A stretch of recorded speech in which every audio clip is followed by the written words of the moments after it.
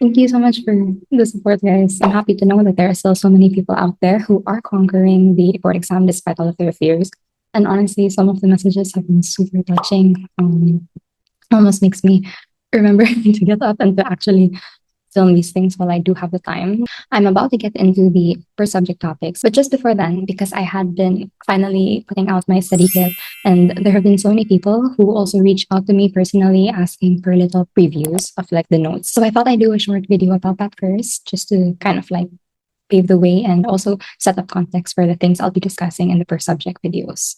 So my notes are these were really the backbone. Were built from scratch, honed and cultivated with every little lecture or every little subject that I went through from different teachers, from different sources, from my own self-studying, my own understanding, and of course, applying in there all of the tweaks of the little things that I used in my review to help me recall things better. Wow, this was such a struggle. So I'll go through far first. I just wanted to like give you a little preview of how it looks.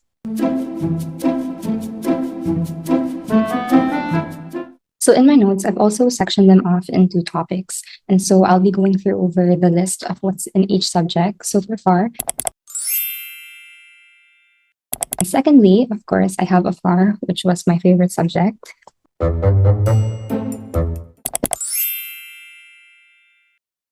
Thirdly, we have maths, which is the shortest subject by far.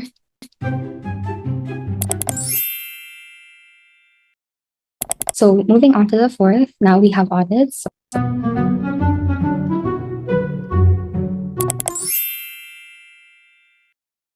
I have this whole big portion. That's the whole risk-based approach. So from planning the audit and performing risk assessment procedures to the risk response phase, and then to the reports on audited financial statements, audit communication, and reporting. So this section of my audit notes was like just me trying to visualize and tangibly see how the entire audit cycle and audit process look like, because audit was the worst, like the hardest subject for me to understand. I hated audit theory. So this was really like my own attempt of trying to put it into words and a format in which I could understand. So it's easier for me to like follow the process, what connects to what, kind of like a little deconstructed decision tree.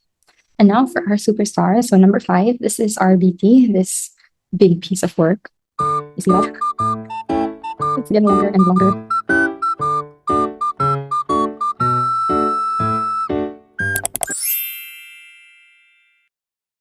So I don't really have any words for RFBT. I'm just joking.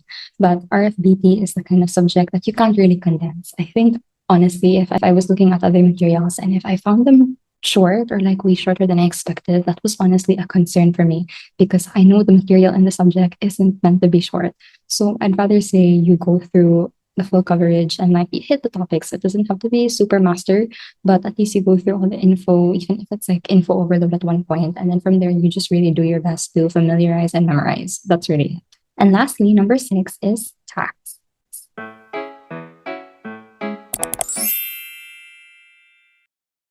So that's basically it for my notes. As to how it's organized, I use a lot of symbols, not too much to the point that it's hard to decipher. I actually have like a little notes legend that I include as part of the notes when I share it to you so that you can understand. It's really simple, really short. Shows you the symbols that I use. So I have certain markings for whether it's a formula, whether it's like a little important note, whether it's mnemonics. And then I make use of symbols like check marks, X marks, arrows up, down, right, left, and stars to indicate certain things, just like so it's easier to process information. Basically, visual cues that as soon as you see like a check mark, you know that this is like an inclusion or this is something that is good or it's like something that is covered under the certain topic. Use this so that it's also way easier for me to navigate through my notes. This was actually a huge lifesaver. Like I could just control F mnemonic and all of the mnemonics that I had labeled with this particular symbol and this particular format. It was just so easy to run through them. Or I would also control F the symbol I use for formulas. That's way I can just go through all of the formulas without having to scroll and like manually find them with my eyes. So those are super simple. I'm sure strategies that you've also probably applied somewhere in your review. And so that's just what I wanted to highlight, that when I say that these are quite organized to my own version, these were the tips that I used. A very big fan of color. I've color coded my notes as well so that each subject really has its specific color. If you got my study kit, whether you got the organizer or the TOS or the detailed calendar tracker, you'll see that those also overflow to there. So the same colors that I've been using, I apply these in my material so that at least it's just like color association. And I hope that it like helps also with the mood that we have of studying, because I find I'm way more productive when, at least the stuff I'm looking at is pleasant to look at. So I have a legend as to font color also, really simple, just 6 colors. So I have this green color that I use whenever indicating like positive things, kind of ties in with the check mark, hex mark idea. And likewise, it's blue if it's negative connotation. Then I have this violet color that like an if problem is silent rule, we use this one. Orange is for all my mnemonics. And then I use a little dark red for just important reminders throughout my notes. And some of the trickier portions that I found were harder for me to recall, or like for some reason I always had stumbled over these. So then just as a little addendum on RFBT, I used this like light green shade to indicate those important articles of incorporation or AOI stipulation matters for corporation law. I give a view-only copy, but at the same time, within that file, you have full access and permission to duplicate a copy of that in another sheet within the same file. And so you could make annotations there on the notes. So it could be like, this is a base, and you build it up with whatever you would like to add or you existently have. So I hope that in a bit of a way, at least it's a bit collaborative, and it's also not so restrictive for you. Think of it as like this could be your skeleton, and then for the parts that you think you always stumble over, for concepts that you always miss out on, you could then apply from there what you want to. Like you could highlight other things in red if it's harder for you, and you could also add other notes that you've learned from the different review centers, different lecturers, and even different undergrad professors that you've had. This is just very much like, an open space. At the end of the day, the purpose of this is really to help you study better for the board exam, in the hopes that one day you could really make it towards reaching your dreams, however hard or however easy that might be. Lastly, little highlights per subject onto the things in this that really work for me and that I feel like reviewees might really need. Wherever possible, I put table summaries.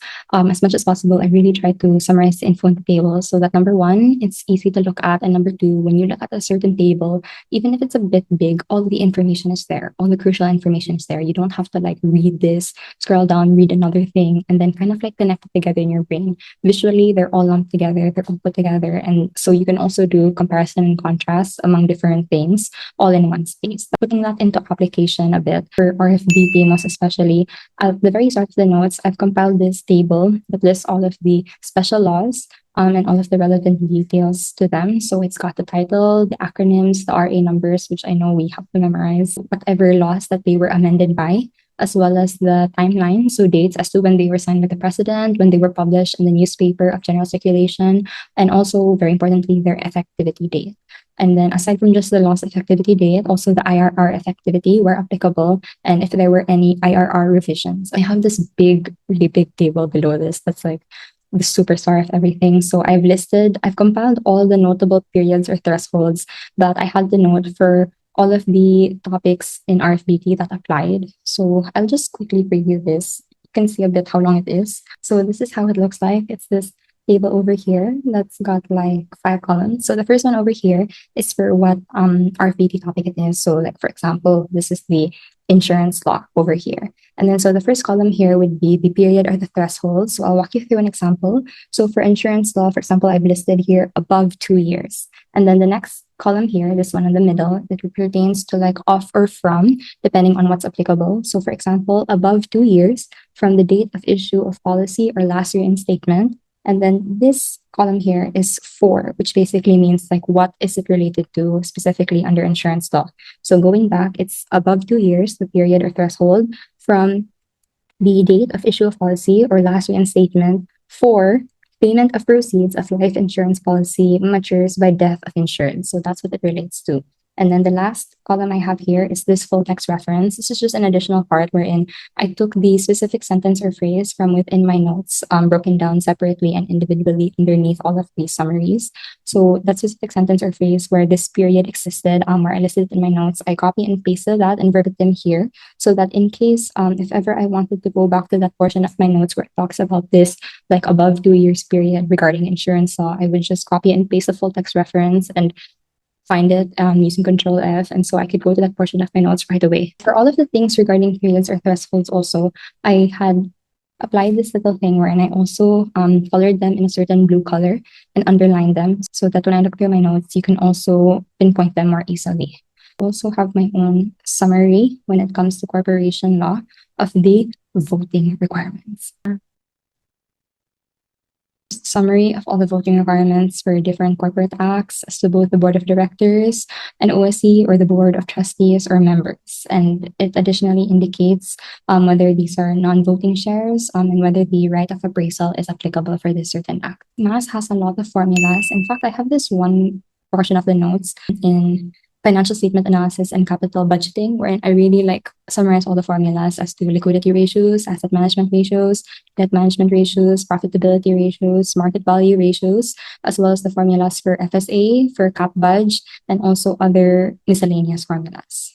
And a bit also on how to do basic calculator solving, because as you all know, we aren't allowed cycles. For a FAR and FAR, it's got a lot of the concepts, the basic important concepts per topic, and where applicable, I also put in the journal entries. So for example, in government accounting, I've listed the journal entries for easy reference. PPE, for example, in FAR, I've put like the different classifications when we have to identify directly attributable costs. So I remember I like produced this from answering problems from PPE. I listed the things that were usually classified as land, like purchase price, legal fees, land survey, as well as for old building, for new building, for machinery, for land improvements, and also those costs that are not capitalizable. And for audit, as I mentioned, the highlight there is really the risk-based approach, where it goes from the risk assessment phase to the risk response phase to the reporting phase. Tax, I also have a little table at the start. Looks like this.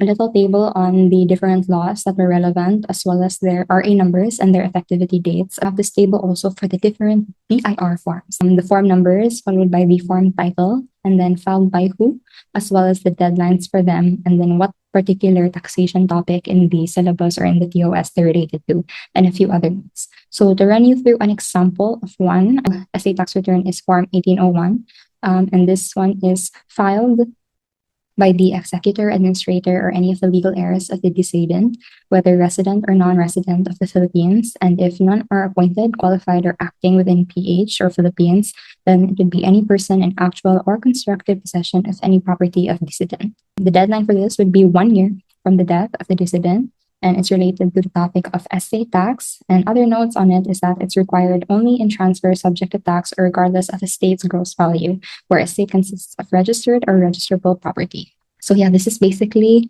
info overload, but making it not that overload 101. Again, it's available with a study kit for whoever would like to use them.